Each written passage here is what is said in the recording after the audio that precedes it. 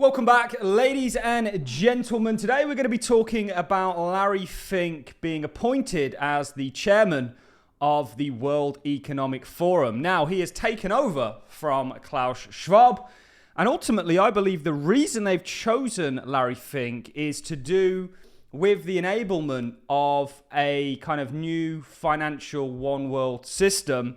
And we're going to be explaining and exploring that in this video, and certainly linking it to the cryptocurrency space that is going to enable a global financial world. One issue that globalization has faced thus far is to do with the kind of globalization of value and monetary systems. With crypto, that is essentially eradicated and eliminated. And there's pros and cons to this. I'll leave it up to you guys to decide whether you think this is ultimately a good or a bad thing. The first place for us to start is indeed with the announcement. Now, we covered this in our daily market update. If you're not already a subscriber, guys, do become one. Statement from Larry Fink and Andre Hoffman, interim co-chairs of the World Economic Forum. We are honored to take this leadership role on the interim basis at a pivotal time for the World Economic Forum. As the organization moves into a new chapter, we look ahead with clarity, purpose, and confidence in the forum's enduring mission. The world is more fragmented and complex than ever, but the need for a platform that brings together businesses, governments, and civil societies has never been greater. We believe the forum can serve as a unique catalyst for cooperation, one that fosters trusts, identifies shared goals, and turns dialogue into action. We remain optimistic the forum has an opportunity to help drive international collaboration in the way that not only generates prosperity, but distributes it more broadly. We're going to look at Larry Fink's letter to investors in just a second, what he has to say specifically in regards to the embrace of distributed ledgers and kind of enabling a new financial system that makes sense, not using a kind of 1970s style one, which is what we're currently doing, how that essentially fosters prosperity more broadly. He goes on to say, this renewed vision can promote open markets and national properties side by side while advancing the interest of workers and stakeholders globally. We look forward to helping shape a more resilient and prosperous future and to reinventing and strengthening the forum as an indispensable institute for public-private cooperations. The World Economic Forum is all about moving towards a more global world. And in Larry Fink's letter to investors, one of the main topics that he speaks about is essentially tokenization. And actually, there was a number of really interesting topics, one of which, of course, was to do with Bitcoin and the dollar.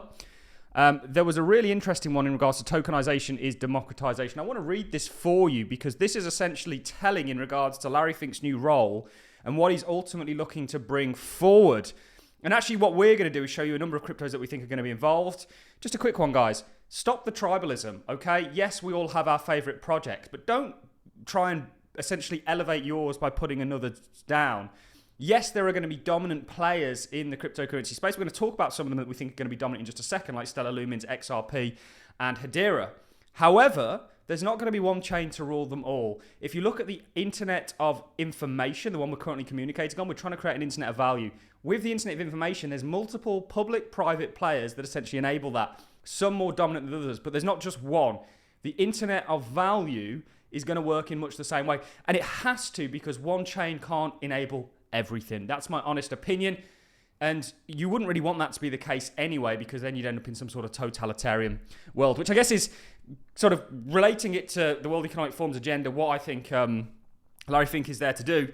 That's the danger with globalization, is you end up with one point of control, and that's the real threat here and the pushback on globalization. And I'm staying neutral on this. I have very strong opinions. I don't wish to share them because ultimately what we're doing here is looking at the accelerant that Larry Fink is going to bring for the overall space, because it is clearly the agenda to adopt cryptocurrencies to enable a global financial system, the likes of which Trump is talking about, David Sachs is talking about, Scott Bessent is talking about. And now, coincidentally, Larry Fink ends up as the chairman of the World Economic Forum with the views that he has, which we're going to look at in just a second. Here's some of them in regards to tokenization. So tokenization is democratization. The world's money moves through plumbing, built when trading floors still shouted orders and fax machines felt revolutionary. Take the Society of Worldwide International Financial Telecommunications, SWIFT. It's the system that underpins trillions of dollars in global transactions every day. And it works much like a relay race. Banks hand off instructions one by one, meticulously checking details at each step. The relay approach made sense in the 1970s and analog era when the markets were much smaller and daily transactions were much fewer. But today, relying on SWIFT feels like routing emails through the postal service. We've always said embracing DLTs is going to do what email did for information the value is essentially going through that same revolution, or evolution, I should perhaps say. Tokenization changes all that. If SWIFT is the postal service, tokenization is email itself. Assets move directly and instantly, sidestepping intermediaries. What exactly is tokenization? It's the turning of real-world assets, stocks, bonds, real estate, into digital tokens tradable online.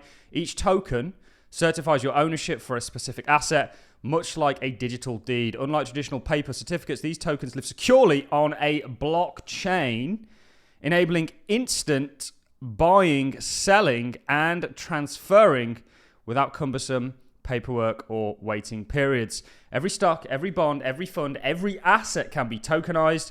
If they are, it will revolutionize investing. Markets wouldn't need to close. Transactions that currently take days would clear in seconds, and billions of dollars of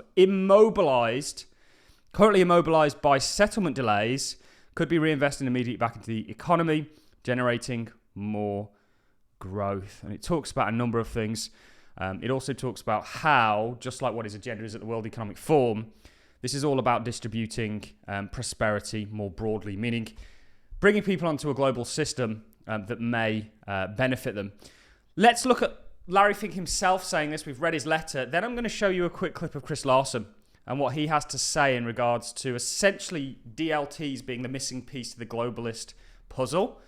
Again, that's the World Economic Forum's agenda, is to move us onto a more globally connected world. And then I'm going to show you some cryptos that appear directly, perhaps in partnership, like Ripple and Stellar, with the World Economic Forum, but more broadly, you see the likes of Hedera getting often mentions. And remember, it's not just going to be these two. There will be more, but these three are kind of standouts, if you will. It makes me very confident on, you have to understand that you have to kind of separate things into kind of buckets here. You have to understand that there's the goal of globalization. There's crypto that perfectly fits that goal and that will enable it from a kind of value point of view. And then there's kind of individual cryptos that are going to play a role in that. So when you kind of can see the bigger picture, the piece of the puzzle that enables that bigger picture, and then the actual technologies or individual cryptos that are going to enable that technology to enable that kind of globalization. When it walks, talks, and quacks like a duck, it's very obvious that the plan is crypto, guys. We believe the next step going forward will be the tokenization of financial assets. And that means every stock, every bond will have its own, basically, CUSIP. It'll be on one general ledger. Every investor, you and I, will have our own number, our own identification. We could rid ourselves of all issues around illicit activities around bonds and stocks and digital by having a tokenization. But the most importantly thing, we could customize strategies through tokenization that fits every individual. We would have instantaneous settlement. Think about all the costs of settling bonds and stock. But if you had a tokenization, everything would be immediate because it's just a line item. And so we believe this is a technological transformation for financial assets. If you want to talk about voting and voting choice and all the things, if we know every moment who is the owner of that stock and it's now time to vote, every individual who has ownership is identified and they can vote their own share. Of course, coincidentally, he's ended up as the World Economic Forum chairman, taken over from Klaus Schwab. I think to enable this entirely, what I want to do now is play you a clip going all the way back to 2017 of Chris Larsen, who, was he still the CEO or was Brad the CEO? I think he was still the CEO in 2017. I want to play you a clip of him actually talking about distributed ledgers and globalization, and that solving the issue of globalized money is essentially the last step in completing a kind of puzzle towards moving towards that. And these DLTs, certainly Ripple was literally designed to kind of enable global money and solve all the problems with it. It's very clear the trend that these technologies are on. Let's play this clip of Chris Larsen. And I think that's particularly important in the world that we're going into. So I think it's actually a bright future. That's why we show this. But the Internet of Value, I think, is more than just laying out kind of a new way of doing finance. I think fundamentally, this represents the final step in globalization. And we're at a very interesting time right now with globalization. The world has never been more interconnected, more dependent on each other. We have got to work together as one world. It's also never been sort of more divided, and there's never been more disillusionment around what globalization means. And I think that's fair. People should be disillusioned with globalization, but not because it's a bad idea. It's more, it's a work in progress. It's incomplete. There is something missing with globalization. And we like to use the analogy of fire. You cannot have fire without fuel, oxygen, and heat.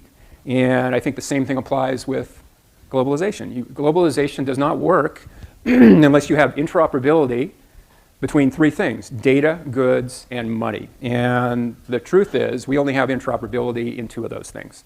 Goods and data are fully interoperable around the world. Money is not. So in some ways, we sort of have a fire without fuel.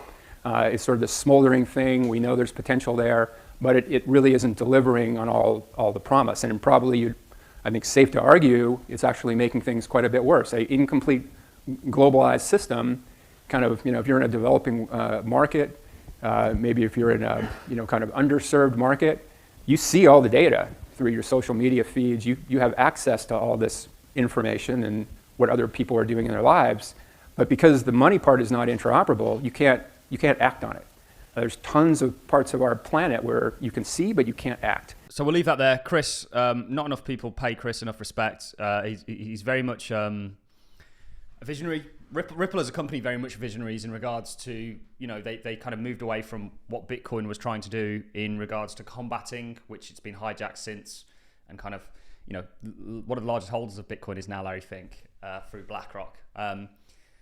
Ripple kind of said, okay, instead of trying to combat the system, let's enable it with this technology. Let's talk a little bit about partners. It's no coincidence he's been appointed, Fink, what his agenda is in regards to tokenization and embracing DLTs, and where the world's currently at in relation to this technology and where this technology is at. It's ready to be let loose, if that makes sense, and start to be adopted in a big way. And as an investor, this is the value proposition. Again, I don't want to get into the arguments of pros and cons of globalization and so on and so forth. I'm reserving my opinion on it all. I'm just reporting on the news and showing you that clearly distributed ledgers are the plan. Ripple is an official partner of the World Economic Forum, and they've actually wrote articles for them. Also, so is Stellar Development Foundation, Stellar Lumens. And they've got an article right here by Donella Dixon, and Chris Larson also wrote an article. In a World Economic Forum paper, I remember reporting on this back in 2021, they actually go on to mention a number of cryptocurrencies, certainly the ones that we've just looked at being Stellar Lumens and XRP.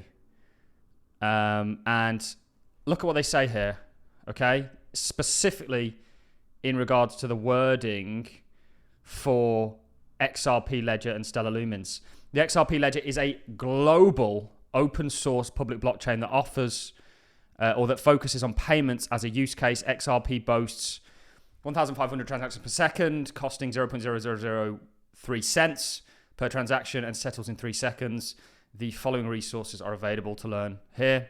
It says here, Stellar is the global public blockchain network built for interoperability between traditional and digital institution infrastructure, most notably for cross-border payments. Stellar's ledger limit is currently set at 1,000 operations per ledger, with ledgers closing approximately every 5 seconds.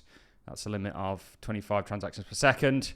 The following resources are available to learn. This is outdated, but if you look at the other ones, they don't mention them as, they don't put the emphasis on the global. Whereas with these two specifically, they do. Also, this was 2011. 2021. This was 2014.